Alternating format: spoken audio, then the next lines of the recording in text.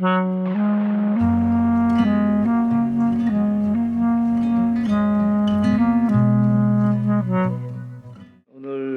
말씀 속에는 두 가지 사건이 등장합니다. 하나는 죽어가는 12살 소녀가 있고요.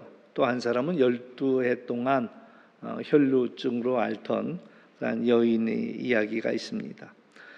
겉으로 보면 이제 전혀 다른 그런 사건입니다만은 그러나 또 자세히 보면 또 이것을 하나로 엮여져 있다라는 얘기입니다.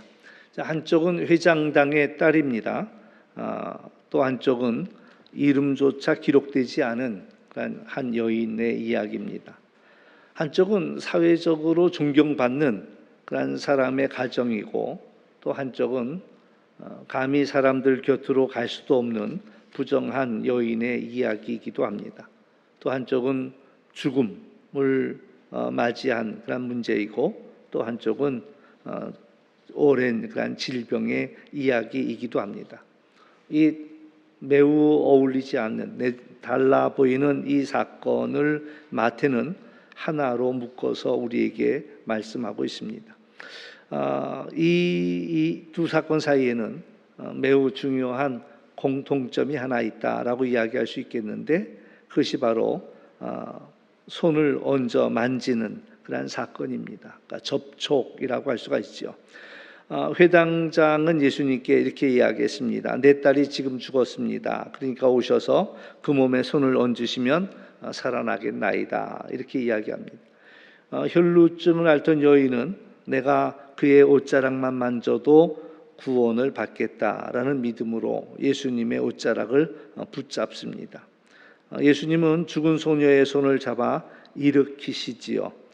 그래서 결국 오늘 이야기는 예수님과의 접촉이라 이야기할 수 있겠고, 예수님과의 만남이라고 이야기할 수가 있겠고, 예수님의 손길의 이야기라고 할 수가 있습니다. 그러니까 한마디로 전도도 마찬가지입니다.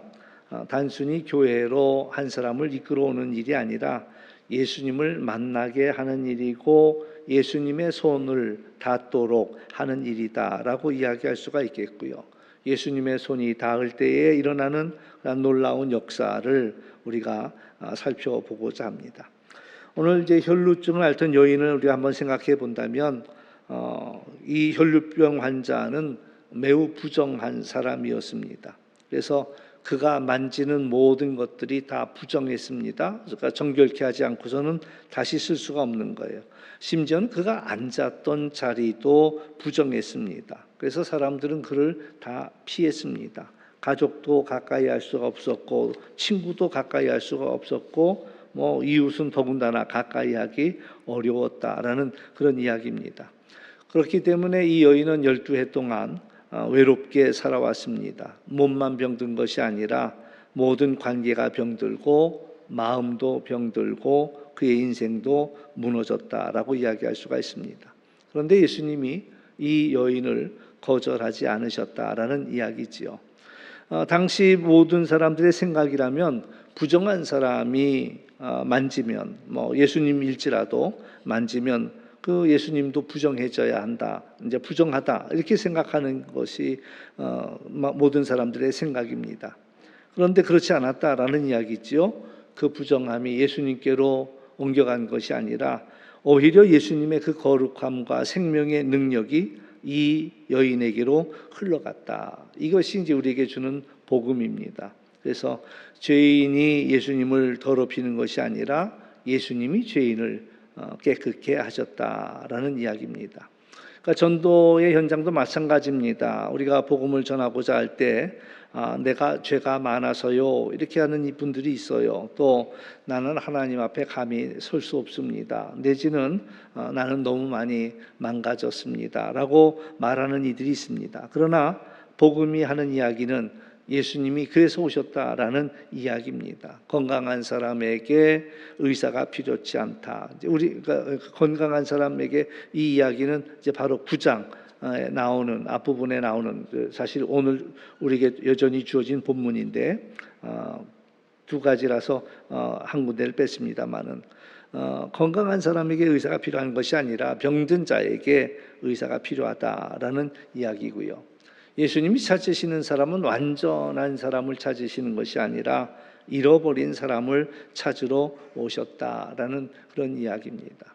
그러니까 교회가 어떤 곳이 되어야 할까? 우리가 이제 잘 생각해야 하는, 우리가 이제 오늘 창립 76주년을 맞이합니다. 창립 76주년을 맞이하는 우리 교회가 어떤 교회가 되어야 할까? 사고가 나면 사고 현장에 자동차들이 달려옵니다. 경찰차도 달려오고 또 구급차도 달려오고 또 뭐 이제 자동차 그쪽에 레카차도 달려오고 오는 목적이 다 다르지요. 구급차가 달려오는 이유는 다친 사람이 있으면 살리기 위해서 달려오는 겁니다. 또 레카차가 달려오는 이유는 고장난 차를 빨리 가져다가 자기네 공장에서 수리하고 이익을 올려야 되겠다 싶으니까 또 달려오고요. 경찰차가 달려오는 이유는 누가 잘했느냐 잘못했느냐 잘잘못을 가리려고 온단 말이죠.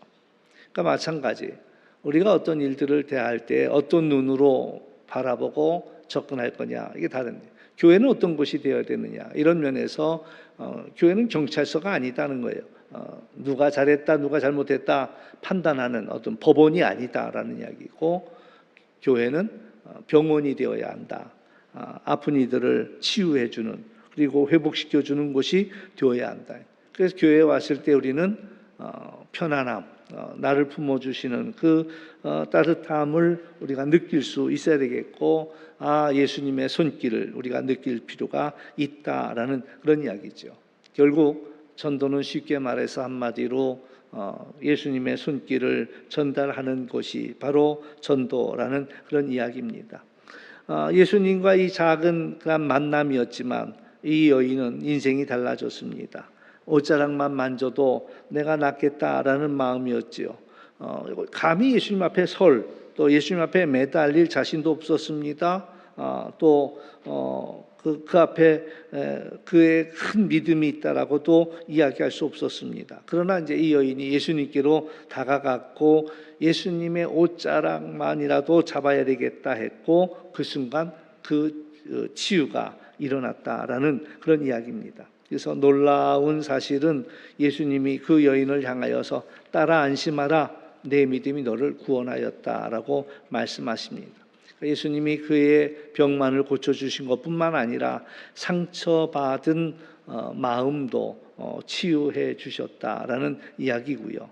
평생 12해 동안 들어보지 못했던 그 따뜻한 따라 안심하라라는 그 음성을 그녀를 듣고 그가 하나님의 자녀가 되었다라는 그런 이야기지요. 오늘 마찬가지입니다. 어떤 사람은 예배 한번 참석했다가 어떤 사람은 성경 말씀을 한 구절 듣다가 또 어떤 이는 그 하나의 기도를 통해서 우연히 예수님을 만난 것처럼 보입니다. 작은 접촉이지요. 그러나 예수님은 그 작은 접촉을 통해서도 사람의 인생을 바꾸시더라라는 그런 이야기입니다. 많은 사람들이 전도를 이야기하면서 내가 뭘 말해야 되지? 또 내가 어떻게 설명해야 되지? 이제 이런 고민들을 많이 하지요. 그러나 중요한 것은 우리가 가장 본질적인 문제는 예수님을 만나도록 연결해 주는 그 일이 우리가 해야 할 일이다라는 얘기입니다. 우리 사람의 힘으로는요 사람을 바꿀 재주가 없습니다. 다만 예수님이 변화시키신다라는 사실이고요. 그러므로 우리가 해야 할 일은 예수님의 옷자락으로 인도하는 일이라 그 치유는 주님이 하신다라는 사실을 우리가 기억해야 할 것입니다. 회당장의 딸 이야기도 우리가 살펴본다면 이제 이미 죽었다는 이야기가 들려왔습니다. 또 현장에 도착했을 때는 사람들은 울고 있었습니다. 피리 부는 자들도 와 있었고 장례를 준비하고 있었고 그러니까 모든 상황이 끝난 것처럼 보였다라는 얘기입니다. 그래서 오늘 본문에 다 나오지 않지만 자세한 이야기가 여기 나오지 않아요. 평행하는 다른 본문에서는 더 이상 선생님을 괴롭힐 필요가 없겠습니다. 이런 이야기까지 나오죠. 아무 희망이 없었습니다. 그리고 사람들의 결론은 다 끝났다, 늦었다라는 이야기입니다. 근데 예수님의 말씀은 달랐다라는 이야기지요. 소녀가 죽은 것이 아니라 지금 자고 있다라고 말씀하십니다. 사람들은 비웃습니다. 왜냐하면 이미 이 아이의 죽음을 보았기 때문에 그렇습니다. 그러니까 죽음만 보는 거예요. 이 아이는 이미 죽었어, 끝났어. 그러나 예수님은 그렇지 않은 것을 보고 계시다라는 이야기입니다. 그래서 예수님이 손을 내밀어 이 소녀의 손을 잡으십니다. 여기에 또 다시 접촉이 나오지요. 원래 죽은 사람은 부정하기 때문에 손을 댈 수가 없습니다. 시체를 만지면 부정해지지요. 그런데 예수님은 이 죽은 아이를 만지셨다라는 이야기입니다. 그러면서 여기 놀라운 일이 일어나는데 죽음이 예수님보다 강하지 않았다라는 이야기입니다. 예수님은 생명의 주인이시고 예수님이 만지셨더니 이 죽음이 떠나고 생명이 시작이 되었다라는 이야기죠. 전도도 마찬가지입니다. 죽은 영혼이 살아나는 사건이라 이렇게 이야기할 수 있는데 에베소서 2장에서는 우리가 허물과 죄로 죽었던 자들이라고 이야기합니다. 예수님 밖에 있는 사람들은 죽은 것처럼 보입니다. 그러나 죄로 인해 죽었던 자들이지요. 그러나 예수님께서는 그들의 손을 만져주시면서 그들에게 새 생명이 시작이 되었다는 얘기입니다. 오늘 우리 교회가 걸어온 그런 역사 속에서도 얼마든지 많은 증거를 찾을 수 있습니다. 술에 묶여 있던 사람들이 살아나고 절망에 있던 사람들이 살아나고 또 깨졌던 가정들이 회복되어지는 그런 일들이 일어났다라는 이야기이지요. 예수님의 손길이 닿을 때에 이런 놀라운 역사가 일어났다라는 이야기입니다. 재미난 재미난 이게 대비처럼 보이는데 이 혈루증 앓았던 여인은 12해를 앓았습니다. 이 소녀는 12살이었지요. 한 가정은 12해 동안 딸을 키우면서 행복했습니다. 그러나 또 한 사람은 12해 동안 같은 그 기간 동안 고통 속에 있었다라는 얘기입니다. 한 사람은 12해 동안 그 기쁨의 시간들을 보냈지만 또 한 사람은 12해 동안 눈물의 시간들을 보냈습니다. 그런데 예수님이 둘 다 만나 주셨다라는 얘기입니다. 우리들도 마찬가지입니다. 어떤 이들은 오래된 상처를 안고 살아가고 있습니다. 어떤 이들은 갑작스럽게 감당하기 어려운 큰 문제를 만나기도 합니다.